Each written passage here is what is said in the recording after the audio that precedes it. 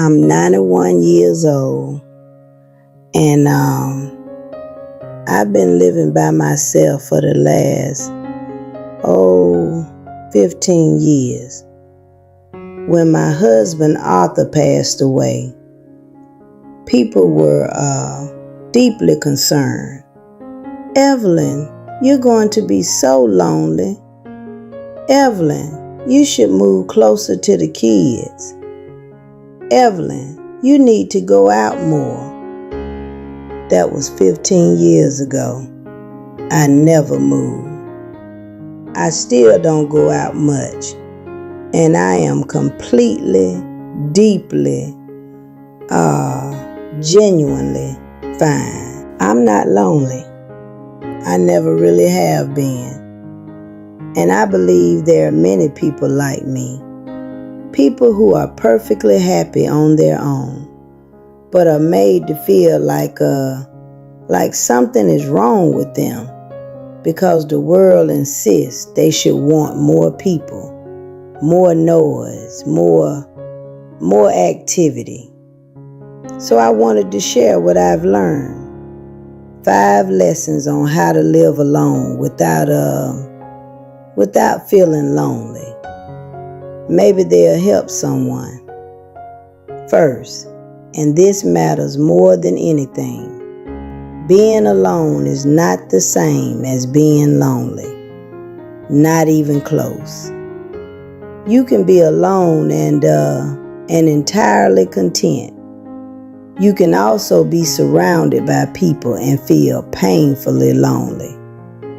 I've seen both. Loneliness isn't about how many people are near you. It's about connection. It's about feeling understood, seen, valued.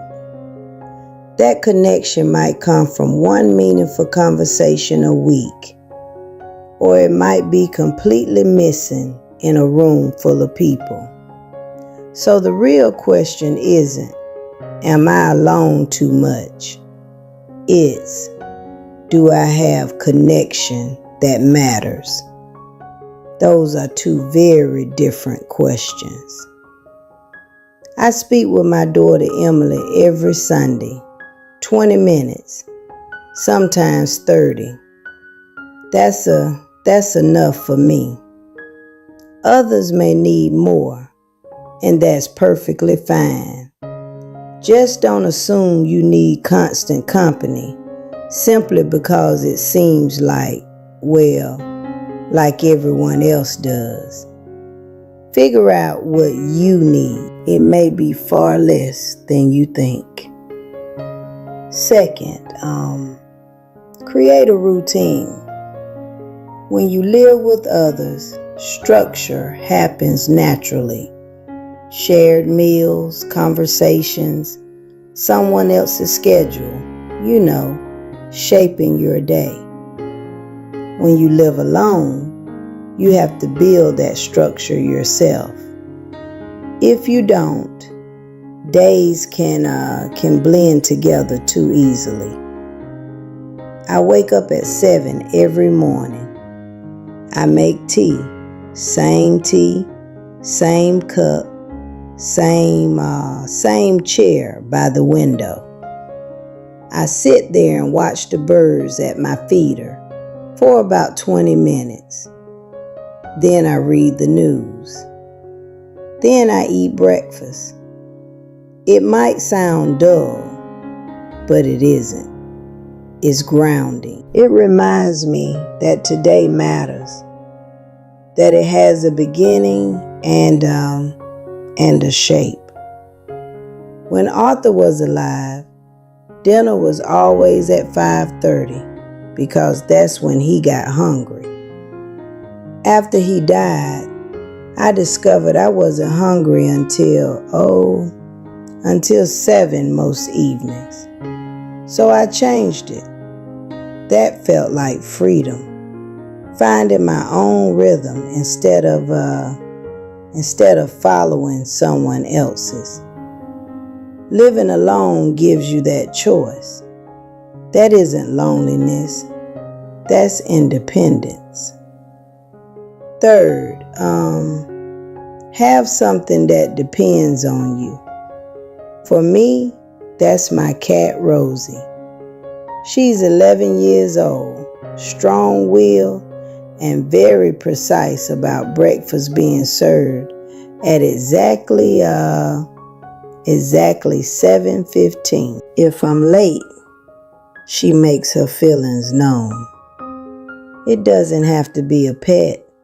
It could be plants, a garden, birds you feed, anything living that relies on you. There will be days when getting out of bed feels harder than others.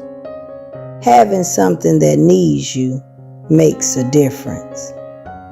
I also keep a bird journal. Every bird that visits my feeder goes into a notebook.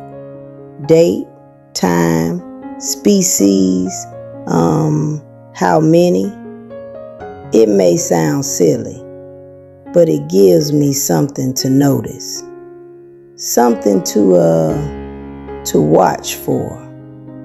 When you live alone, you need things that pull your attention outward. Otherwise, the world gets too quiet and your thoughts get too loud. Fourth, be selective about people. When you live alone, your social energy matters. You can't afford to spend it on relationships that drain you or conversations that mean nothing. I have 3 close friends. Ruth from church, we've known each other for 60 years. Elaine from my book club, and Clara, my neighbor, who's 84 and lives alone too. That's it. 3 people I truly enjoy. 3 people who know me. 3 people I'm genuinely happy to see. That's worth more than 20 acquaintances I have to pretend for. I used to feel guilty, like I should want more friends, more plans, more activity. But I've learned something important. Quality matters more than quantity. 1 honest conversation is worth 10 polite ones. 1 real friend is worth 20 familiar faces. If you're an introvert, allow yourself a small circle. There is nothing wrong with that. And finally, this is the hardest one. You have to like yourself. When you live alone, you spend a lot of time with yourself. If you don't enjoy your own company, solitude becomes painful. If you do, it becomes a gift. That understanding took me years. I used to think I was too quiet, too boring, too much of a homebody. I compared myself to louder, busier people and thought I was living life incorrectly. I wasn't. I was just living it differently. I enjoy reading. I enjoy morning tea. I enjoy birds, my cat, early nights, and calm days. I don't enjoy parties. I don't enjoy small talk. I don't enjoy being busy just to look busy. And at 91, I finally stopped apologizing for who I am. If you're living alone and struggling, ask yourself this. Are you struggling because you're lonely or because you think you should be lonely? Those are very different problems. One needs connection The other needs permission. Permission to live a quieter life than the world insists you should want. I miss Arthur. I always will. 47 years is a long time to share with someone. There's an empty chair at the table that never truly stops being empty. But missing someone isn't the same as being lonely.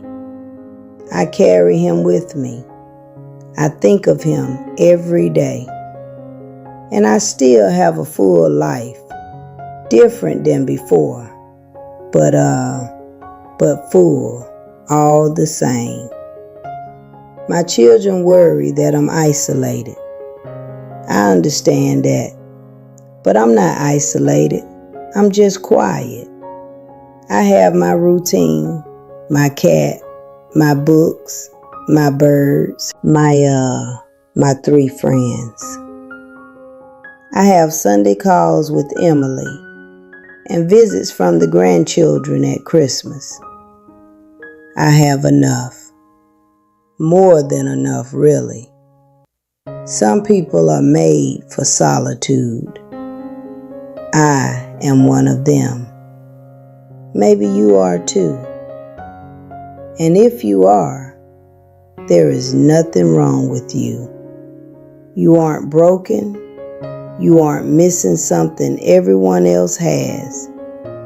You're simply wired for quiet. And quiet, if you allow it, can be a very good life. So those are my 5 lessons. Know the difference between alone and lonely. Create a routine. Care for something that needs you. Choose your people carefully and make peace with yourself. That's all I have to share. It's time for my afternoon tea, and Rosie is already staring at me like I've kept her waiting long enough. Take care.